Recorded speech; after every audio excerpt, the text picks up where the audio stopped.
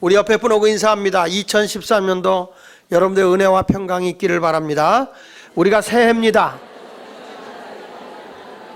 아니, 그거는 내가 축복하는 거고 여러분들은 새해 복 많이 받으세요. 그렇죠?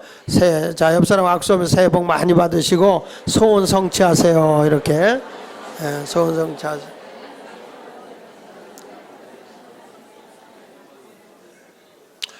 오늘 저는 여러분들과 함께 신분과 사역이라고 하는 제목으로 말씀을 증거하며 은혜를 받도록 하겠습니다. 저는 오늘부터 당분간 로마서를 중심으로 여러분들에게 설교를 하게 될 것입니다. 이 로마서는 바울이 전도 여행을 하는 세 번째 전도 여행 중에 겨울이 왔을 때 고린도에 머물면서 이 서신을 로마 교회에 쓰게 되는데, 이 로마서를 쓸 때에 바울의 나이가 50대 중반이 돼서 눈이 침침해서 잘 보이질 않았어요. 그래서 바울이 그 대필자로서 더디오라고 하는 친구를 대필자로 세워서 말씀을 기록하게 하고, 그 말씀을 기록한 것을 베베를 통해서 로마 교회에 전달하게 된 것이 로마서입니다. 그런데 이 로마서는 바로 기독교 역사상 교회를 개혁하고 부흥시키는 결정적인 역할을 한 책이 로마서입니다. 유명한 신학자이면서 설교가인 필립 스패너라고 하는 분은 성경은 마치 반지와 같은 것이다. 그 성경에서 모든 성경은 반지와 같은 것인데, 그와 같은 반지 가운데도 이 로마서는 반지에 껴있는 보석과 같은 것이다. 그만큼 이 로마서는 매우 소중한 책이라고 하는 것을 가르쳐주고 있죠. 사실 로마서는 우리 기독교인들에게 상당히 소중한 책이고요. 이 책을 통해서 여러분들이 구원의 감격 속에 살게 되고 이단에도 현혹되지 않게 되는 것이고, 이 로마서가 사실은 우리의 신앙의 기준을 바르게 잡아줄 수 있는 책입니다.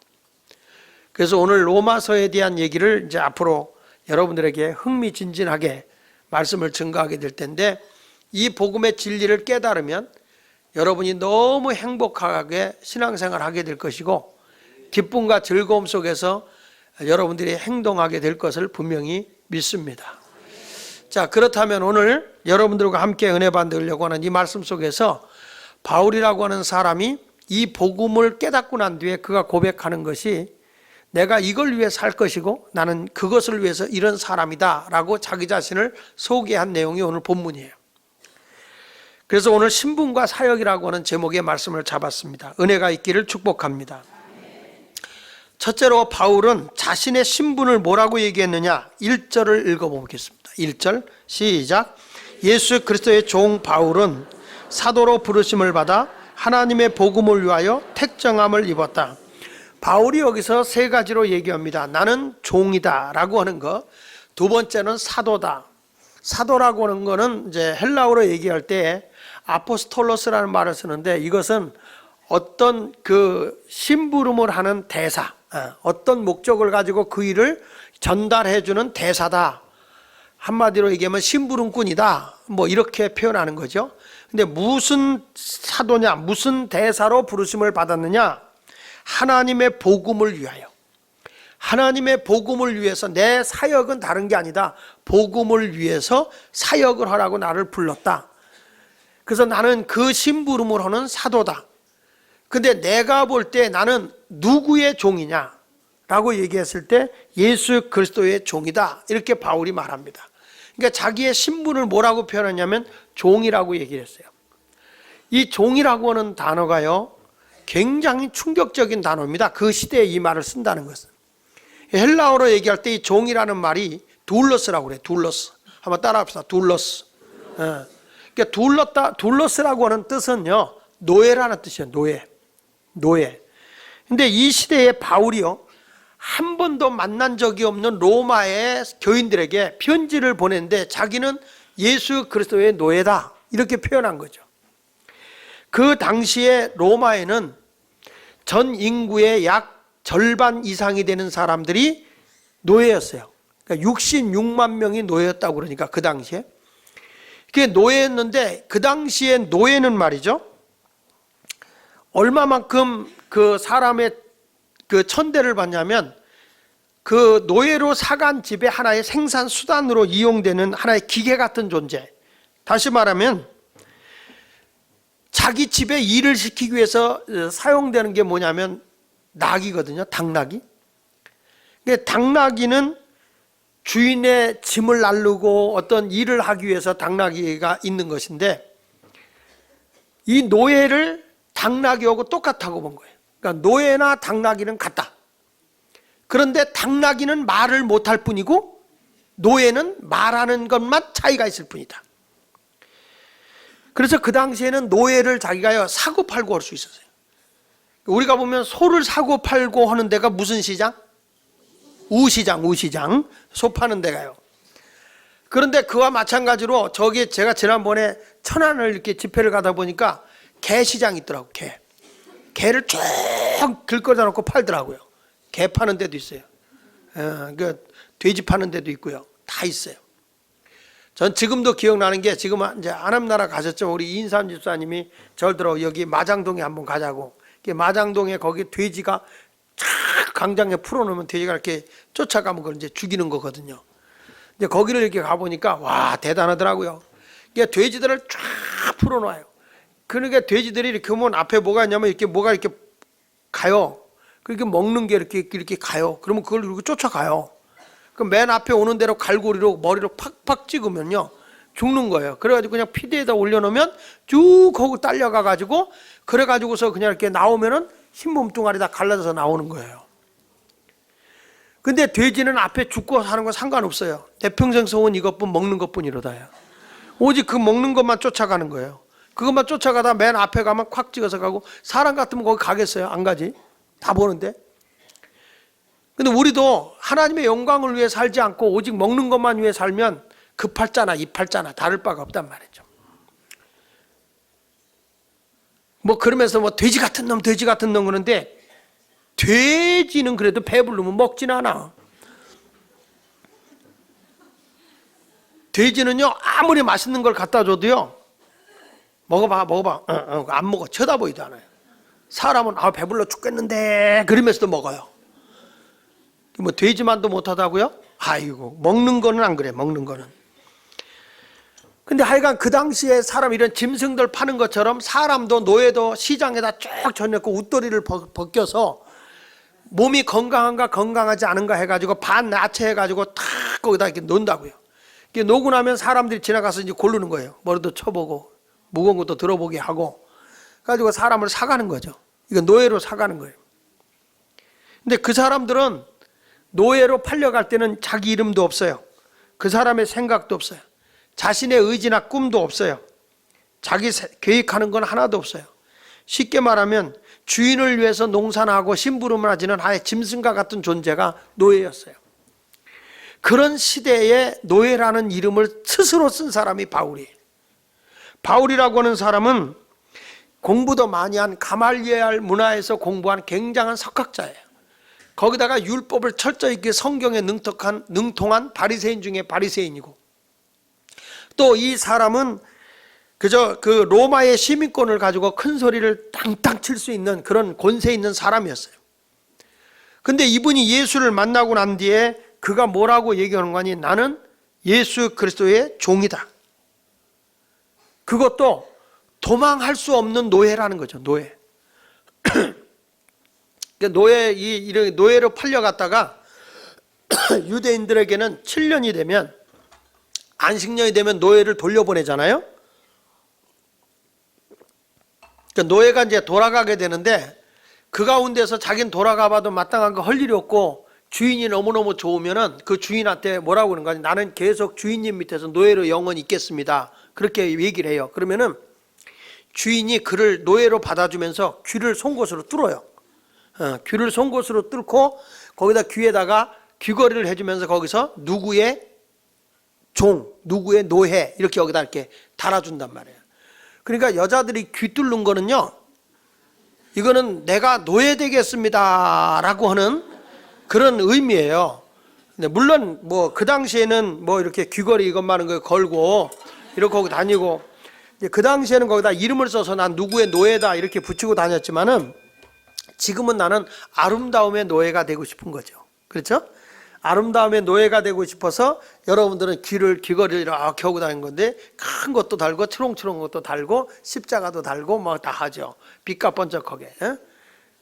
저기 동남아에 가보면 이 귀걸이를, 이 귀를 이거 너무 무거운 걸 달아가지고 귀구멍이 커가지고 여기까지 내려요. 귀가. 그런 것도 있더라고요. 거기서는 그게 미인이요. 우리 보면 소름이 끼치는데 그렇게 달고도 살아요. 근데 이 당시에 노예로 있었던, 노예가 되겠다 그러면 주인이 그걸 이제 인정을 해줘서 노예로 데리고 있는 거거든요. 언제까지? 영원히. 근데 사도 바울은 지금 뭐라고 얘기하는 거니? 나는 영원히 자원해서 당신의 종이 됐다, 그 말이에요. 내 신분은 노예라는 거죠. 누구를 위해서? 여기 성경에 이렇게 말하죠. 주 예수 그리스도를 위해서. 자기는 하나님의 복음을 위해서 택정을 받았는데 그 복음이 뭐냐? 예수 그리스도다. 나는 그분만을 위해서 노예가 되겠습니다라고 스스로 자기가 자원한 거예요. 요즘에 교회에 와서 보면, 교회에 와서 뭐 나는 장로님이 됩니다, 권사님이 됩니다, 집사님이 됩니다, 뭐 이런 것들에 대해서 사람들이 하다가 자기가 안 되면 시험 들잖아요. 그런데 사실은 바울은 직분이 중요한 게 아니라 나는 그분의 노예가 되는 거다. 난 그분의 노예가 돼서 오직 그분을 위해서만 내가 살겠다. 이런 정신을 가지고 있는 사람이 바울이었다. 그러면 바울이 여기서 보십시오. 뭘 위해서 그가 그렇게 살겠느냐? 자, 4절을 같이 읽어보면요, 이렇게 말합니다. 자, 2절부터 볼게요. 시작. 이 복음은 하나님이 선지자들로 통하여 그의 아들에 관하여 성경에 미리 약속하신 것이라. 그의 아들에 관하여 말하면 육신으로는 다윗의 혈통에서 나셨고 성결의 영으로는 죽은 자들 가운데서 부활하사 능력으로 하나님의 아들로 선포되셨으니 곧 우리 주 예수 그리스도다. 자기는 하나님의 복음을 위해서 하나님이 택하신 노예라는 건데, 이 복음에 대해서 자기는 이 복음을 위해서 내가 태어난 사람이고 이 복음 한 가지만을 위해서 내 인생을 다 드리겠다는 거죠. 그분이 누구냐면 복음은 오직 예수 그리스도라는 거예요. 그 예수 그리스도는 뭐 하시는 분이냐? 자, 거기 16절을 보시면 바울이 이런 말을 해요. 내가 이 복음을 부끄러워하지 않는다 그랬어요. 자, 16절 시작. 내가 복음을 부끄러워하지 아니하노니 이 복음은 모든 믿는 자에게 구원을 주시는 하나님의 능력이 됨이라 그랬어요. 여기 보면 이 복음이 뭐죠? 복음이 뭐죠? 그냥 예수 그리스도예요. 예수 그리스도가 내 죄를 용서해 준 것이고, 예수 그리스도가 나를 구원해 주신 것이고, 예수 그리스도가 나를 지옥 백성을 천국 백성 삼아주는 것이고, 마귀의 자녀 진노의 자식을 하나님의 자녀로, 하나님의 그 나라에 상급받은 축복된 자식으로 나를 바꿔주는 거예요. 그래서 복음의 본질은 다른 거 없어요. 예수 그리스도예요. 그러니까 나는 이 복음을 조금도 부끄러워하지 않고 이 복음을 모든 믿는 자에게 구원을 주신다. 예수 그리스도를 믿으면 영생을 얻잖아요. 요한복음 3장 16절에 하나님이 세상을 이처럼 사랑하사 독생자를 주셨으니 이는 저를 믿는 자마다 멸망치 않고 영생을 얻는다 그랬잖아요. 그러니까 우리가 예수를 믿음으로써 영생을 얻으니까 자기는 이 복음만을 위해서 살겠다는 거죠. 그리고 여기 보니까 내가 이 복음을, 이 예수 그리스도를 부끄러워하지 않는다는 거예요. 우리 예수마을 교인들도 어떤 사람 만나도 예수 믿고 구원받아야 됩니다, 예수 믿는 게 행복입니다, 이런 말을 부끄러움 없이 하시죠? 전혀 찜찜하지 않게 하시죠? 존경하겠습니다. 네. 근데 사실 그 말 하려면 쑥스러워하고 부끄러운 분이 많아요. 근데 바울은 이 복음의 비밀을 깨닫고 이 복음을 믿는 자에게 구원을 주신 하나님의 능력이 있는 걸 알고, 자기는 오직 이 한 분만을 위해서 내가 생명을 걸겠다, 오직 이 한 가지 일을 위해서 내가 전념하겠다, 그렇게 말하고 있는 겁니다. 사람이 성공하는 사람도 보면 어떤 한 가지 일을 파고드는 사람이 성공하더라고요. 똑같은 일이라도. 제가 신앙의 눈으로 내일을 보라, 그렇게 칼럼에도 썼습니다마는, 그 칼럼에도 보면은 똑같은 거라도 똑같은 걸로 보지 않고 거기에 뭔가를, 미래를 생각해보고 한 사람들은 다 무엇인가를 이루어냈어요. 그 로댕이라고 하는 사람은 뭐 여러분 조각품 가운데 생각하는 사람 아시죠? 몰라요? 이렇게 턱 깨고 딱 앉아 이렇게 생각하는 사람 있잖아요. 근데 그 사람이 그거를 하게 된 이유가 친구들과 함께 산을 등산하는데 큰 바위가 올라가는 길목을 딱 가로막고 있어요. 그래가지고 이걸 비켜가야 되는데 이렇게 돌아서 가니까 멀리 이렇게 돌아서 간단 말이에요. 바위가 워낙 커서. 그래서 사람들이 갈 때마다 그 바위에다 한 마디씩 하고 가는 거예요. 이놈의 바위가 길을 막아서 힘들게 한다고. 근데 이 로댕이라는 사람이 멀리서 보니까 사람이 무엇인가를 생각하고 있는 모습을 하고 있는 거예요. 그 돌을. 그것을 보고 그 화강암을 갈고 닦아서 만든 게 로댕이 생각하는 사람이에요. 그러니까 똑같은 걸 보고도 작품을 만드는 사람이 있고 불평하는 사람이 있어요. 그러니까 똑같은 현실 앞에 와서 감사하고 사는 사람이 있고 원망하고 사는 사람이 있고요. 여러분은 감사하고 사는 한 해가 되길 바랍니다. 제임스 와트라고 하는 사람은 그 사람은 막 주전자에서 물 끓는 걸 보고 그 수증기를 가지고 전기 기관차를 만들어내고 그걸 가지고 사실 산업혁명이 된 거거든요. 뭐 많죠. 뭐 그런 얘기 하자면 뭐 우리가 아는 벤자민 플랭클린이라고 하는 사람은 번개가 팍 치면서 그 번개에 감전돼 가지고 벼락 맞아 죽자. 벼락 맞아. 전에 어느 목사님이 우리 교회 와서 간증한 적 있거든요. 근데 그분이 삼각산에 가서 기도하다가 벼락 맞은 거예요. 벼락 맞았어요. 벼락 맞았는데 그 벼락 맞았는데 이 발 뒤꿈치가 터져 나가면서 산 거예요. 이게 안 터져 나갔으면 그대로 그냥 감전돼서 죽는 건데 발 뒤꿈치가 터져 나가고 그래서 살았어요. 그래서 번개 맞고 산 사람, 벼락 맞고 산 사람. 그래서 제가 불러다가 우리 교회에서 간증을 시켰거든요. 기도하다 벼락 맞았는데 안 죽은 목사님이다. 그래가지고서 딱 간증을 시켰더니 그분이 하는 말이 재밌어요. 우리 집사람하고 신학교 동기라 잘하는 목사님이에요. 그분이 딱 와서 하는 말이가 나는 벼락 맞은 게 아니라 번개 맞았습니다. 그러더라고요. 그래서 벼락하고 번개하고 다른가 봐. 근데 하여튼 번개 맞아서 자기가 그렇게 됐다고 하는데 그 번개 맞는 순간에 얼마나 그 고압의 전류가 흐릅니까? 근데 그것을 보면서 사람이 위험하지 않게 저걸 만드는 방법이 없을까 해가지고 발견한 게 여러분 피레침이에요. 피레침. 그러니까 똑같은 걸 보고 사람에게 뭔가 편안한 걸 주게 되겠다 하는 사람은 뭔가를 이루어낸다고요. 여러분들도 그냥 막연하게 앉아있지 말고 금년 한 해 동안 무엇인가를 이루겠다는 비전과 꿈을 갖고 생활하면 하나님이 도와줄 줄 믿어요. 우리가 잘 아는 그 코카콜라 사장이 코카콜라를 개발하고 나서 그분이 뭐라고 했냐면 내가 세계 시장에 코카콜라를 다 먹어버리겠다는 게 그분의 목적이야. 그냥 꿈을 가지고 열정을 거기다 쏟아낸 거예요. 그 열정을 가지고 쏟아내는데 그분은 사람들과 만나면 이런 얘기를 해요. 얼마나 열정이 넘쳤으면 내 속에는 피가 흐르지 않고 코카콜라가 흐르고 있습니다. 그랬어요. 그 열정이 대단하잖아요. 자다가도 코카콜라. 꿈을 꿔도 코카콜라. 사람이요, 이게 탄산음료는 그렇게 건강에 좋지 않은 거라고요. 그래서 그 가급적이면 안 먹는 게 좋다. 그래서 우리 교회 장로님들하고도 같이 가 식사하다가 코카콜라, 그거 먹지 마세요. 그래도 시켜요. 펩시 시키면 싫대. 코카콜라. 그래, 코카콜라. 근데 이 코카콜라가 지금 미국하고 수교를 맺지 않는 나라도 코카콜라는 다 들어가 있어요. 그분의 꿈과 열정이 결국엔 이루어내더라고요. 제가 그 아틀란타에 집회 가보니까 아틀란타에 코카콜라 본사가 있거든요. 근데 이 코카콜라 굉장히 큽니다. 근데 여기서 나오는 이익금을 가지고 거기에 에머리 대학을 후원을 해요. 그러니까 에머리 대학에 들어가는 사람들은 90% 이상이 다 장학금 받고 하죠. 기업이 커가지고 이렇게 학교를 지원하고 있더라고요. 자, 그런 걸 보면서 나도 우리 교인들은 코카콜라가 안 나오더라도 뭐 예수콜라가 나오든지 뭔가 해서 좀 이렇게 스폰서고 도우는 큰 기업인들도 나왔으면 좋겠다 하는 생각을 하게 됩니다. 그러니까 사람이 무언가 목적과 꿈을 가지고 열정을 품고 오는 사람은 무엇인가를 이루게 된다 그런 말이죠. 역시 바울이라고 하는 사람이 왜 이렇게 그 기독교 역사에서 가장 중요한 인물로 우뚝 서게 됐느냐 하면 그는 오직 하나, 복음을 위해서 생명을 바친 사람이거든요. 사도행전 20장 24절에 보면 나의 달려갈 길과 주 예수께 받은 사명 곧 하나님의 복음을 증거하는 일을 마치려 하면은 나의 생명을 조금도 귀한 것으로 여기지 않는다라고 고백을 했어요. 그러니까 그는 복음 전도하는 일에 뭘 바쳤느냐? 생명을 걸었다 이 말.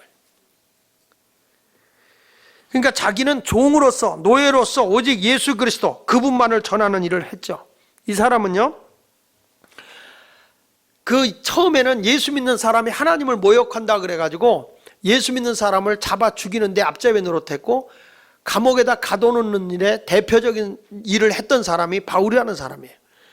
근데 이 사람이 예수 믿는 사람을 붙잡으러 다메섹 도상으로 가서 다메섹을 갔는데, 그 다메섹 길거리 상에서 강렬한 빛을 받고 이분이 예수를 만나요. 예수를 만나고 그 자리에서 사람의 180도 변화가 일어나는 거예요. 그러니까 예수를 전하죠. 근데 바울의 특징이 하나 있어요. 그게 뭐냐면, 사람들도 교회에 와서 신령한 은혜를 받는 분이 있거든요. 기도하다 보면 막 은혜를 받아 영적인 경험을 해. 환상도 보고. 근데 그런 사람들은 거기만 빠져 있어요. 근데 그런 것이 안 오면 또 신앙이 흐지부지 돼버려요. 뭔가 보여줘야 돼. 그 잠자는 시간에라도 가서 뭐 봐라 이래야 돼. 그런 사람 믿음이 크는 거죠. 뭘 봤다, 뭐 꿈을 꿨다, 뭐 하나님의 음성이 들렸다, 막 이런 소리만 계속 하는 사람들이 있거든요. 그 신앙은 건강하지 못해요. 바울은 이런 예수님을 보고, 그리고 예수님을 만나고, 정말 예수 그리스도가 우리의 구원의 하나님입니까? 그렇게 생각하고 난 바울은요, 바로 이어서 뭘 했냐면은 다메섹에서 예수를 만난 뒤에 하나님의 성경책을 끼고 어디를 들어가냐면 아라비아 사막으로 들어가요. 아라비아 사막으로 들어가서 3년 동안을 하나님의 말씀을 파고 들어가면서, 과연 내가 만난 그 예수님이 인류를 구원하러 오신 그리스도일까? 정말 구세주일까? 저분을 믿음으로써 우리가 구원받아 정말 천국에 갈 것인가? 그것을 성경에서 어떻게 말하고 있는지, 이분이 어떤 분인지 그것을 성경을 파고 들어가요. 그걸 파고 들어가면서 그가 발견한 것이 뭐냐면, 아, 이분이 바로 이사야 선지자를 통해서 우리에게 말씀한 대로 땅끝까지 구원을 베푸는 이방인의 빛이다. 그분은 바로 이 땅에 희년의 복음을 회복하러 오신 성령의 기름 부음을 받은 구세주 메시아다. 그걸 발견하게 됩니다. 그래서 성경 말씀 갈라디아서 1장 17절 이하에 보면, 나보다 먼저 사도된 자들을 만나려고 예루살렘으로 가지 않았다. 이 사람은 딱 다메섹에서 영적인 경험을 하고 예수를 만난 뒤에 사도들, 이미 예수를 믿고 있는 사도들을 만나러 간 게 아니고, 그는 아라비아로 갔다. 아라비아 사막으로 가서 3년 만에 다시 베드로를 방문했다는 거예요. 그러니까 그곳에 가서 하나님의 말씀을 연구해보고 또 연구해본 결과가, 아, 이분이 진짜 우리의 구세주야, 이걸 알게 된 거죠. 그래서 그가 이렇게 얘기하는 거예요. 1장에 보시면, 다시 1장에 바울이 이런 말을 하잖아요. 1절부터 봅니다. 2절부터 시작. 이 복음은 하나님이 선지자들을 통하여 그의 아들들에 관하여 성경에 미리, 자, 바울이요 3년 동안 아라비아에 들어가서 성경을 파헤쳐 보니까 이미 구약 성경에 수많은 선지자들을 통해서 예수 그리스도가 이 땅에 인류를 구원하기 위해 하나님의 아들로 올 것이라는 예언이 계속 돼 있었거든요. 근데 그 약속대로 오신 분이더라 그 말이에요. 그분이 성경을 파고 들어가 보니까. 그래서 3절에 그의 아들에 관하여 말하면 육신으로는 다윗의 혈통에서 나셨다. 이게 무슨 얘기냐면, 성경에 예언되기를 뭐란 거니, 아브라함의 후손을 통해서 다윗의 혈통을 이어서 메시아가 태어난다 그랬거든요. 그래서 여러분 알다시피 마태복음 1장 1절에 보면 아브라함과 다윗의 자손 예수 그리스도의 세계라 이렇게 나와요. 그러니까 바로 이분이 누구냐라고 했을 때, 이분은 바로 성경에 예언된 대로 하나님의 아들이지만은 아브라함의 후손인 다윗의 혈통을 이어받아 이 땅에 메시아로서 출생하셨다. 그 다음에 뭐라고 얘기하는 거니? 4절에 보니까 시작. 성결의 영으로는 죽은 자들 가운데서 부활하사 능력으로 하나님의 아들로 선포되셨으니 곧 우리 주 예수 그리스도라. 성결의 영이라고 하는 것은 여기서 말하면 성령이에요. 성령. 성령인데 예수 그리스도가 죽은 자들 가운데서 부활하사 능력으로 하나님의 아들을 선포했다는 거예요. 그러니까 예수님이 십자가에 못 박혀 돌아가시기 전에도 하나님으로 이 땅에 오신 거거든요. 근데 그분이 육신의 옷을 입고 이 땅에 오셔서 하나님의 아들의 자격, 우리의 허물과 죄를 다 담당하고 십자가에 죽으셨단 말이죠. 그랬을 때도 그분은 하나님의 아들이셨어요. 하나님이셨어요. 근데 그것이 어떻게 입증이 됐냐면 그분이 장사 지낸 지 사흘 만에 부활하심으로써, 그리고 승천하신 뒤에 성령이 오고 나서부터 이분이 진정한 하나님의 아들이요 라고 선포되기 시작한 거죠. 그래서 사도행전 1장 8절에 오직 성령이 너희에게 임하시면 너희가 권능을 받고 예루살렘과 온 유대와 사마리아와 땅끝까지 이르러 내 증인이 되리라. 할렐루야. 그래서 여기 부활하사 능력으로 하나님의 아들로 선포되셨으니 곧 우리 주 예수 그리스도다. 바울은요, 이런 놀라운 비밀을 자기가 말씀을 통해 깨달은 거야. 그러니까 그 말씀이 성경대로 이루어진 걸 깨닫게 된 이 바울은요, 나는 이 예수 그리스도를 위해서 내가 미치도록 살겠다. 진리를 발견하면요, 진리를 위해서 내 시간도 내 물질도 내 생명도 다 바쳐도 아깝지 않은 게 진리인 거예요. 그 진리를 발견하고 나서 바울은 오직 예수 그리스도를 위해서 내가 미쳐 살았다. 고린도후서 5장 13절에 이런 말이에요. 우리가 만일 미쳤어도 하나님을 위한 것이요 정신이 온전하여도 너희를 위한 것이다. 바울은 오직 우리를 사망에서 지옥에서 건져주실 이 구원의 복음, 내 죄가 용서받고 하늘의 소망을 품고 살아갈 수 있도록 구원해 주신 바로 그 진리 대신 예수 그리스도만을 위해서 사는 존재가 되었다라고 고백을 하고 있는 것입니다. 그래서 바울은 이렇게 고백을 해요. 고린도전서 9장 16절에 보니까 내가 복음을 전할지라도 자랑할 것이 없음은 부득불할 일임이라, 당연히 해야 할 일임이라.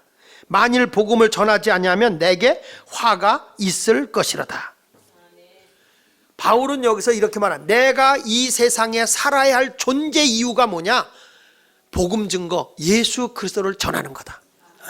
그게 내 삶의 존재해야 할 이유. 그게 나의 이유야. 다른 거 없어요. 그러니까 바울은 자기 신분이 뭐냐? 나는 예수 그리스도의 노예다.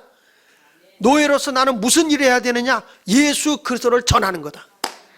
그는 매 맞고 쇠사슬에 묶고 막 그냥 말할 수 없는 수모를 당하면서도 계속 그 사역을 하고 다니는 거예요. 왜? 복음은 그만한 어마어마한 능력이 있어. 한 인생에 모든 걸 다 때려 바쳐서 내가 고난과 핍박을 다 바치면서 그 속에다 내 전체를 다 투자하고 살아도 가치가 있는 게 복음 전도의 사명이기 때문에 바울은 그걸 위해 살겠다는 거예요. 그걸 위해서. 근데 여러분, 이것을 깨닫지 못하기 때문에 예수 믿는 사람들이 힘이 없는 거예요. 여러분, 김태촌이가 죽었어요. 유명한 깡패가 죽었어요. 죽었는데 국가에서는요, 그 장례식장에 경찰을 풀어서 무슨 일이 일어날지 모르니까 경찰들이 대기하라 그랬어요. 깡패가 죽었는데도 무슨 일 날까 겁내. 그런데 여러분, 우리 예수 믿는 사람이 사도 바울같이 여기에 엄청난 하나님의 능력 있고 구원의 감격 있고 어마어마한 권세가 그 안에 있거든요. 그것을 미치도록 존재 이유가 예수 그리스도만을 위해 살겠다는 그런 분들이 예수 마을교회에 딱 끌어오르면요, 세상 난리 납니다. 아직도 감이 안 와. 이게 감이 안 와요. 저 북한에서 특수 훈련 받은 사람이 서울역에 3명만 떨어져도 난리가 나.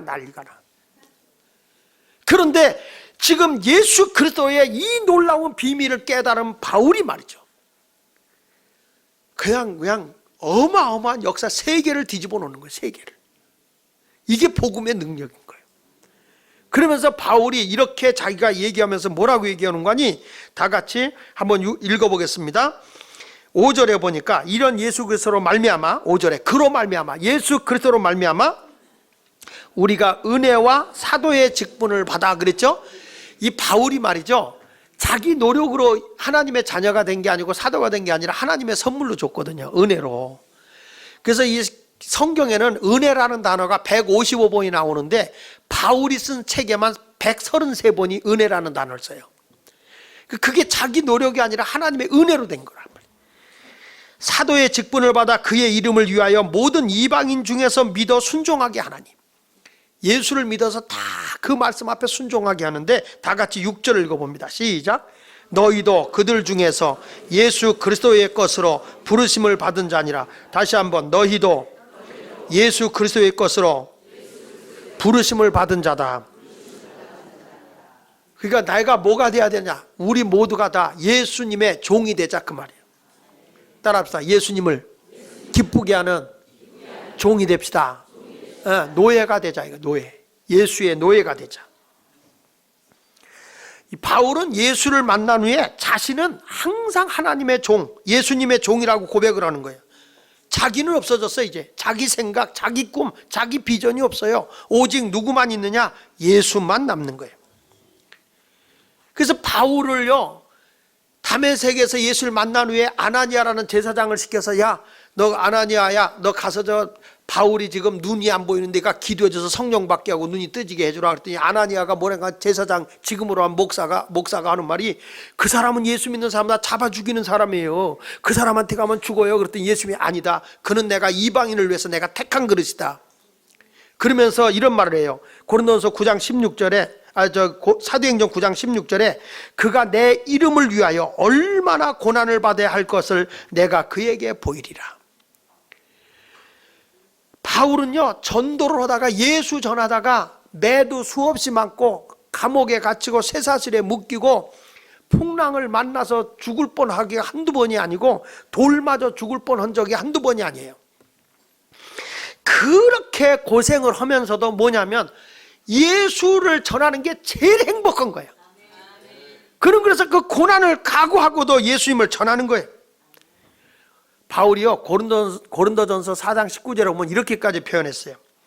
내가 생각하건대 하나님이 사도인 우리를 죽이기로 작정된 자같이 끄트머리에 두셨음에, 저 변두리 끝에다가 나를 두었다는 거예요. 우리는 세계고 천사와 사람에게 구경거리가 되었노라. 나를 구경꾼으로 삼아줬다. 구경꾼. 자, 변두리에까지 나를 처박아놓고 그렇게 말할 수 없도록 나를 고난 속에 죽도록 나를 팽개쳐버렸다. 그런데도 바울은 너무 기뻐하면서 일사각오로 복음 전도에 충성하는 거예요. 일사각오로. 그러니까 나는 사는 건 내가 사는 게 아니다. 오직 예수를 위해 사는 거다. 이 목회 길을 걸어갈 때도 우리가 처음에 이렇게 목사가 된다 할 때는 그냥 주의 일 하는 자체가 행복한 거야.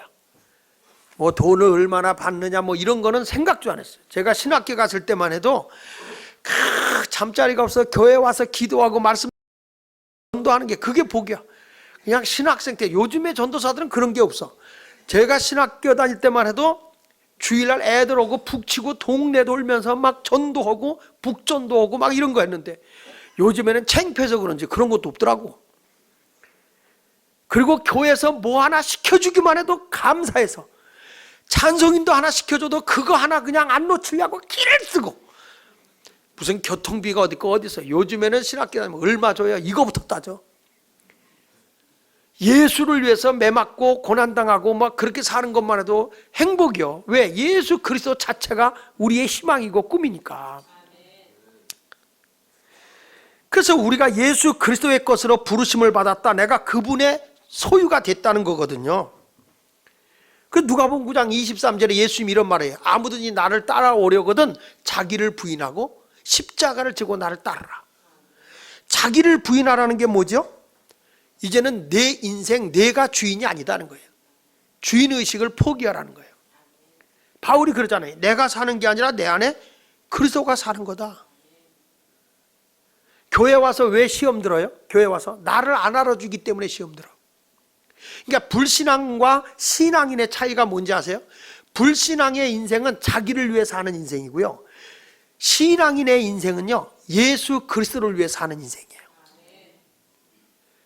교회 와서도 왜 시험 드나 봤더니 자기 안 알아줘서 시험 들어. 오히려 바울은 매 맞고 막 감옥에 갇혀도 할렐루야 예수만 존귀하게 되기를 원합니다. 왜? 그 속에 엄청난 능력이 있으니까. 그러니까 나는 주인이 아니다, 나는 그분의 노예다. 그리고 자기를 부인한다는 게 뭐예요? 내 것은 아무것도 없다는 거예요. 모든 소유권을 포기한 거예요. 내 것은 없습니다. 그리고 내 마음대로 할 수 있는 것도 없습니다. 이건 뭐죠? 생존권을 포기하는 거예요. 주인 뜻대로. 죽고 사는 것이 주님 손에 있으니까 주님 뜻대로. 자, 바울의 고백 한번 볼래요? 로마서 14장 한번 볼게요. 로마서 14장에 7절 한번 볼게요. 로마서 14장 바울의 고백을 보면 이렇게 멋있는 고백을 해요. 14장 7절 8절을 봅니다. 시작.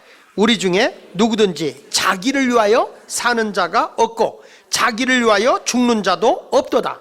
우리가 살아도 주를 위해 살고 죽어도 주를 위해 죽나니 그러므로 사나 죽으나 우리가 누구 것이다? 그러니까 바울은 거예요.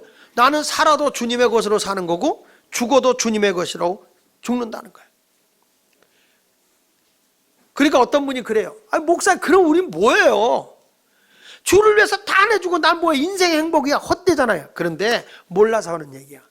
예수 안에는요, 예수 그리스도 안에는 자유가 있어요. 예수 그리스도 안에는 해방이 있고요, 예수 그리스도 안에 부유함이 있고 예수 그리스도 안에 부족함이 없어졌어요. 그래서 성경이 그러잖아요. 무엇을 먹을까 입을까 마실까 염려하는 건 이방인들이 하는 거고 너희는 먼저 그의 나라와 그의 의를 위해 살면 무엇이 있어야 할 줄을 아시는 하나님께서 너희의 모든 걸 다 준다는 거예요. 행복도 주고 기쁨도 주고 다 주는 거예요. 할렐루야. 우리 교회 아가씨 하나가 시집을 가는데 어머님이 안 계시고 사는 게 좀 어려우니까 이게 이제 뒷바라지는 거 우리 집사람하고 나하고 이제 이렇게 해가지고 우리가 해보자 그렇게 하는데 희한해요. 그릇 같은 거를 이렇게 좀 사주려고 하는데 이상합니다. 누가 선물 갖다 주면 다 그릇입니다. 내가 걔 이번에 그릇을 가져가는데 보니까 내 딸 시집 보낼 때보다 더 많이 가져가. 하다못해 어느 정도냐면요, 그 카드를 쓰면 포인트 있잖아요. 포인트. 그 포인트 회사에서 선물 하나 보내왔는데 그걸 가지고 뭐가 보내냐면 커피포트까지 보내왔어요. 그 사람이 다 가져갔다? 어? 저는 생각해오면서 느끼는 게 그거예요. 주 안에 사는 사람에게 부족함이 있을까? 나는 제가 어려우니까 뭔가 좀 도와야 되겠다, 우리 집사람을 좀 도와줘야 되겠다, 이런 것도 살림살이 이런 것도 준비해야 되겠다 하고 생각만 했는데 그런 것들이 다 준비되더라고. 정말 하나님 멋쟁이야. 정말 멋쟁이야. 냄비가 들어왔는데 목사님 이거 쓰세요. 그 냄비를 갖다 왔어. 우린 거 쓰자. 냄비가 많으니까. 근데 그 냄비가 들어왔는데 독일제야. 얼마짜리냐? 그 냄비만 60만 원짜리야. 그 사람이 가져갔어요. 우리가 안 쓰고. 왜 내가 이런 말을 하는지 아세요? 주님 안에 내가 주 안에 맞게 살면요, 주님이 내 필요한 걸 다 공급해 줘. 다 알아서 하나님이 공급해 주시고 알아서 해결해 주시는 분이다 이 말이에요. 그래서 바울이 그러니까 나는 이제 살아도 내 안에 내가 사는 게 아니다. 내가 사는 게 아니라 바로 내 안에 그리스도가 살고 있는 것이다. 아직도 예수 믿는 그런 기쁨과 감격이 내 속에 없다. 정말 교회는 다니는데 뭔지 그냥 목사님 설교는 들을 때는 듣는데 나가면 막막하고 기쁨은 고사하고 짜증청만이다. 그런 사람은 오늘부터 전부 다 성경 찬송 들고 아라비아 사막으로 들어가. 바울처럼 하나님의 말씀의 깊이를 거기서 찾아내야 그 감격과 기쁨이 내 속에서 터져 나와야 되는 거예요.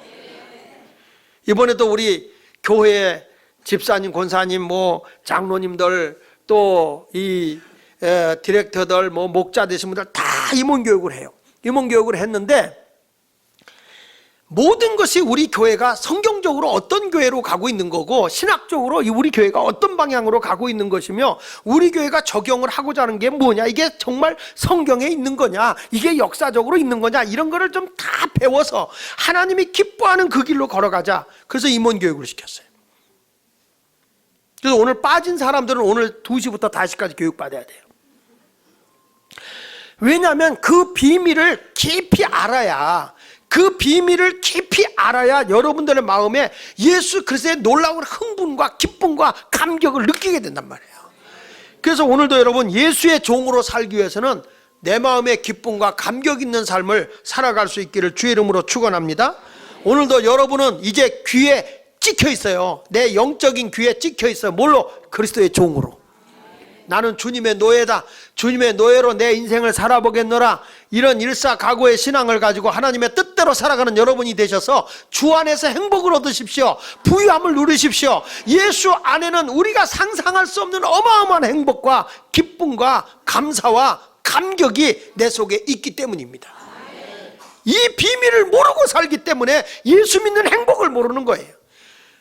무엇이 이렇게 위대한 바울을 만들었느냐? 예수 그리스도, 그것이다 이 말이에요. 여러분은 2013년대에 위대한 사람이 될 수 있습니다. 정말 여러분을 흥분시키고 내가 살아야 할 이유, 내가 살아가야 할 목적을 행복 속에서 어디서 찾겠냐? 로마서에서 찾는 한 해가 됐으면 좋겠습니다. 주님의 권능이 여러분의 삶 속에 넘쳐나기를 예수 이름으로 축원합니다. 우리 찬송가 552장 우리 찬송 1절만 부르고 우리 기도하도록 하겠습니다.